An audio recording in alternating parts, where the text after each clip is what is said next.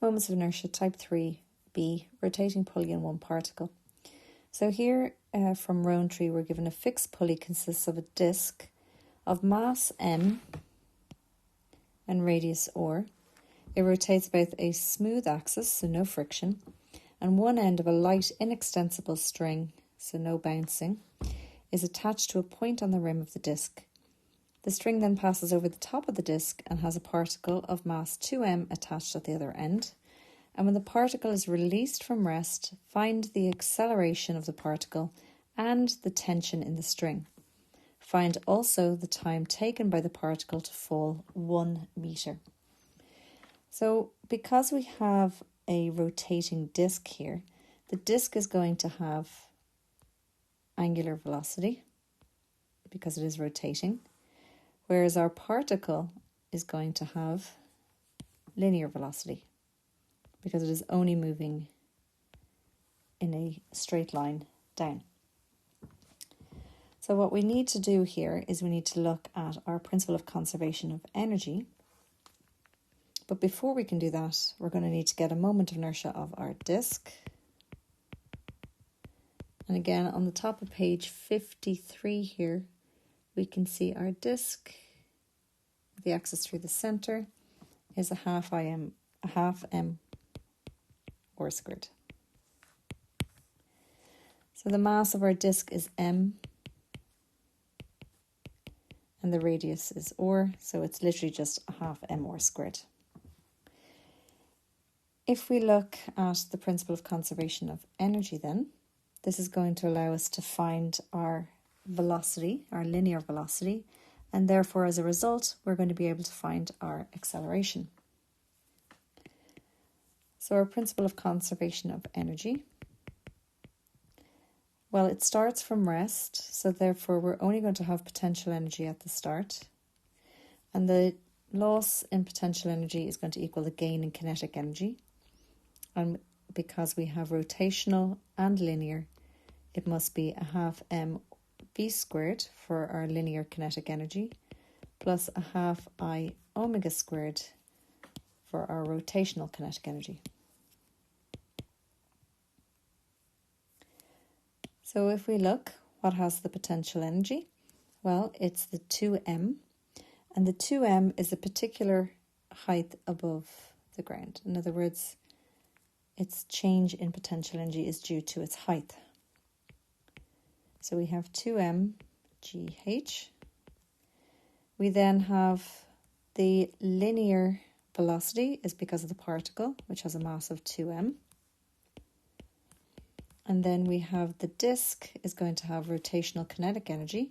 So I, we've worked out, is a half m r squared times omega squared. But we know the relationship between the linear and the angular velocity is v is equal to r omega. And therefore I can sub in for omega. So we end up with a quarter m r squared. And instead of omega, I'm going to put in v over r, but that has to be squared.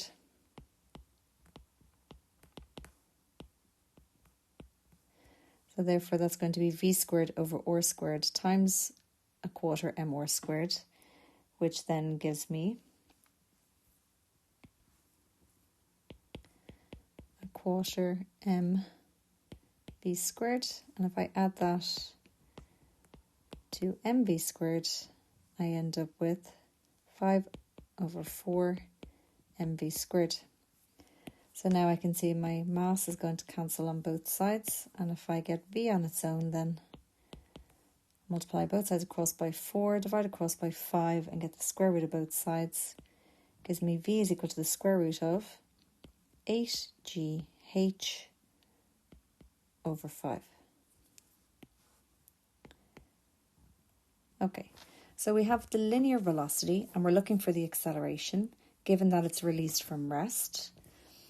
So if I know it's released from rest, then I know that u is equal to 0. The distance travelled is going to be whatever its change in height is. The final velocity we have worked out to be 8GHF, and A is what we need. So therefore I can use V squared is equal to U squared plus 2AS. Sorry, don't know what happened there. 2AS. So then subbing in, we have the square root of 8GH over 5 to be squared. It's equal to 0 squared plus 2AH. So that's 8GH over 5 is equal to 2AH. And I can divide both sides by H, divide both sides by 2. And therefore that gives me an acceleration of 4G over 5.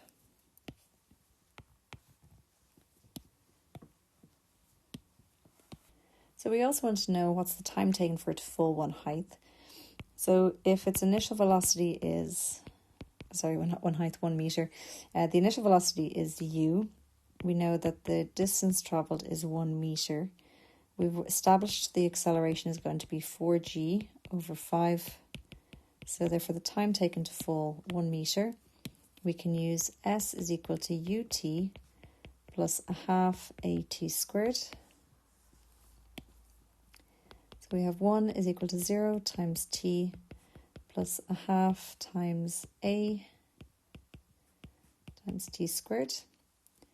So that gives me T squared is equal to 10 over 4G.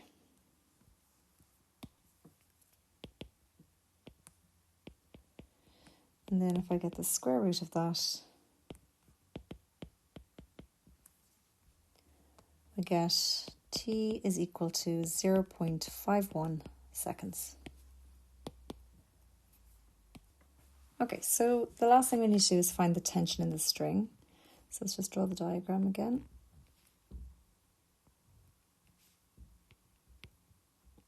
So we have 2m. Therefore, we know our force acting down is going to be the weight. Tension always acts away from our object. And we know it's accelerating in a downward direction. So therefore, if I'm looking at my net force, well, the leading force is in a downward direction, which is our weight, minus our tension will equal our mass times acceleration. So the weight is 2mg, so mass times gravity, minus the tension, and that's equal to 2m times the acceleration we've worked out to be 4g over 5. So therefore I can say that T is equal to 2mg minus 8mg over 5. And therefore the tension in the string is 2mg over 5.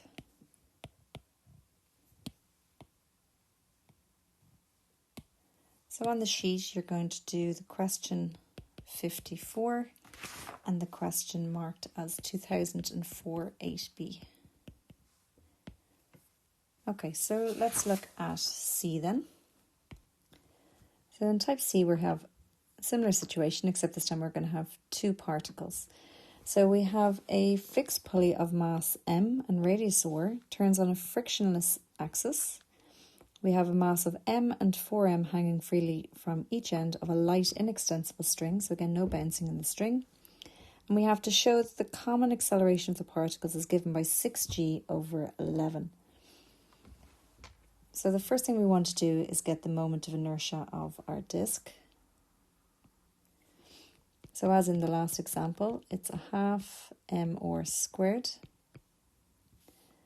And again, no calculations required because the mass is m and the radius is r, so it's just a half mr squared. And again, what we want to do is look at our principle of conservation of energy. So what are we going to have here? Well, again, we have our angular velocity for the disk, and we're going to have linear velocity for both the 4m and the m. So we'd expect the 4m to accelerate in a downward direction. And therefore we'd expect the m to accelerate in an upward direction. So because m is going to gain in height is going to increase in height above the ground, and the 4m is going to decrease in height above the ground. We're going to take one to have a positive value and the other to have a negative value. So as given here, hint, take the anti-clockwise moments as positive and the clockwise ones as negative. Okay? So in other words, the 4m is going in an anti-clockwise direction, so that's going to be the positive value. So of course we're going to have our potential energy. So our change in potential energy will equal our change in kinetic energy. And because we have both angular and linear velocity, but this time we're going to have two particles. Okay, so the 4m is going to be 4mgh. The m is going in the opposite direction, so we're taking that as being a negative change in height. So we have minus mgh. We have linear velocity for the two particles, so it's going to be a half times 4mv squared plus a half mv squared, and then the disk has angular velocity, so that's going to be plus a half I, which is a half m or squared, times omega squared. So if we simplify that, we have 3 mgh is equal to a quarter mv squared, sorry, not a quarter, 2 mv squared I should say. So we have 2 mv squared plus a half mv squared, and then we have a quarter m or squared omega squared. But we know that v is equal to r times omega. So therefore omega is equal to v over r.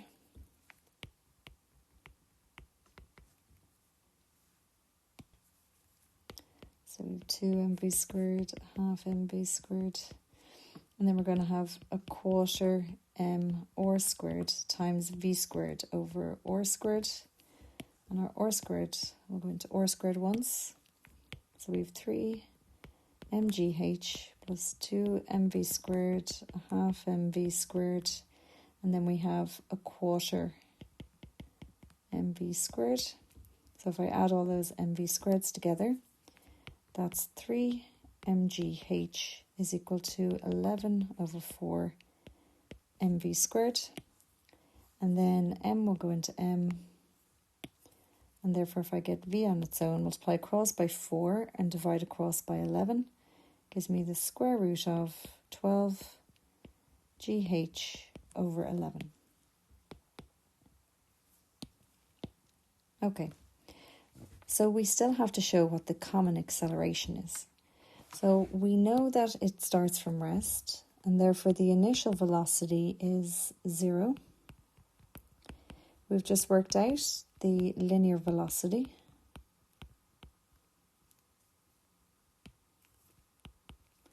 And therefore we're looking for the change in height. It would be s, and we want to find out what is a. So if we use v squared is equal to u squared plus 2as, then when I sub in for v, and I square it, sub in for u, sub in for a, or sub in for s I should say, and that leaves me with 12gh over 11 is equal to 2ah. The height, the change in height is not affecting my acceleration. So I end up with a is equal to 6g over 11. And that's what they wanted us to show. Okay, so you're going to do the question which is marked 2008.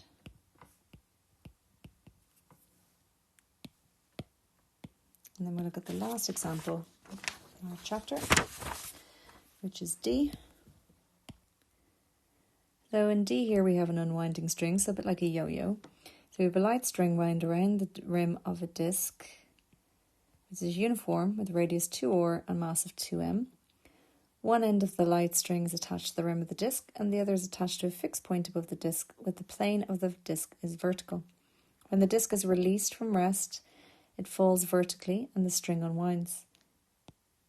Find the vertical acceleration of the string and find the tension in the string, and also find the time taken for the disc to fall a distance of or.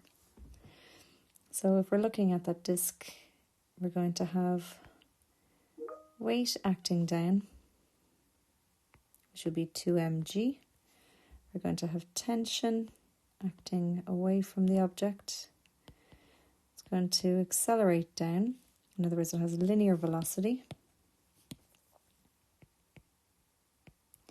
But also it's going to have angular velocity as it unwinds. And we know our radius is 2r. Okay, so again, let's write down our moment of inertia of our disk first of all, which is a half m/r squared. And unlike the previous examples, this time we have to be careful because we actually have a mass of 2m and a radius of 2r. So therefore that's going to give us m times 4r squared, in other words 4m/r squared. Okay, so again, if we're looking at our principle of conservation of energy, the disk is going to be a certain height above the ground, which means it's going to have potential energy. And the change in potential energy will equal the loss in potential energy will equal the gain in kinetic energy. And because it is unwinding and it is falling, it has both linear and angular velocity.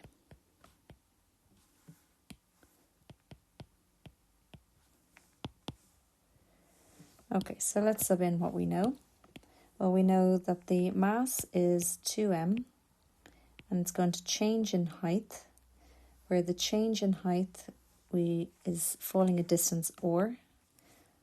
So therefore that's going to be the value that it travels. We have a half times m, which is 2m, times v squared. A half times I, which we said is 4m/r squared, times omega squared. So 2mg/r is equal to mv squared. And then we have plus 2m/r squared omega squared. But v is equal to r omega. So again, if we replace omega with v over r, then we have 2mg/r is equal to mv squared plus 2m/r squared over v squared over r squared. So my r squared cancels, which leaves me with 2mg/r is equal to mv squared plus 2mv squared. And if we divide across by m, we end up with 2g/r is equal to 3v squared. So therefore v is equal to the square root of 2g/r divided by 3. Okay, so we want to find the vertical acceleration. So again, its initial velocity starting from rest is 0. We've just established the linear velocity is 2g/r over 3. And we know that the distance it's going to travel is a distance r. So if we want to find the acceleration, we'll use v squared equals u squared plus 2as. So subbing in our value, we have the square root of 2g/r over 3 squared is equal to u squared plus 2a and s is r. So that's 2g/r over 3 is equal to 2a/r. I can divide both sides across by 2 and by r, and therefore the acceleration is g over 3.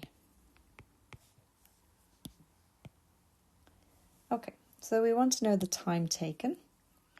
So again, we've got u, initial velocity. Acceleration, we've just established as g over 3. And the linear velocity, we said, was square root of 2g/r over 3. So therefore, the time taken, s is equal to r. So travelling distance of r. So we said s is equal to ut plus a half at squared. So we have r is equal to u times t plus a half times a times t squared. And therefore we end up with r is equal to g t squared over 6. So therefore t is equal to the square root of 6r over g.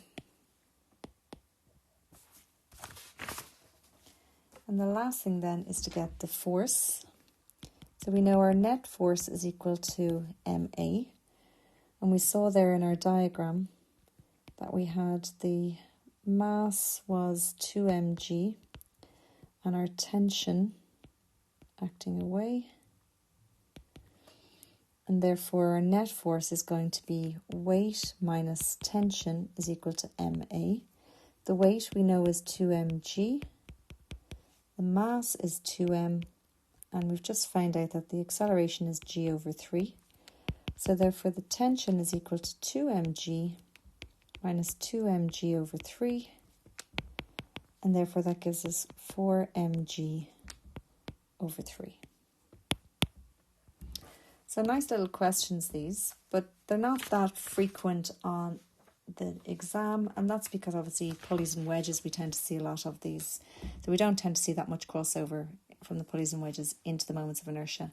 But the reason these appear in moments of inertia is because we're focusing in on the fact that these discs are rotating, whereas in the pulleys and wedges questions we tend not to be looking at that. We're only looking at the net forces. So the last question I'll get you to do then on the sheet is question 56. And then that's the end of the chapter. We'll look at the unusual annulus when we revisit it in revision.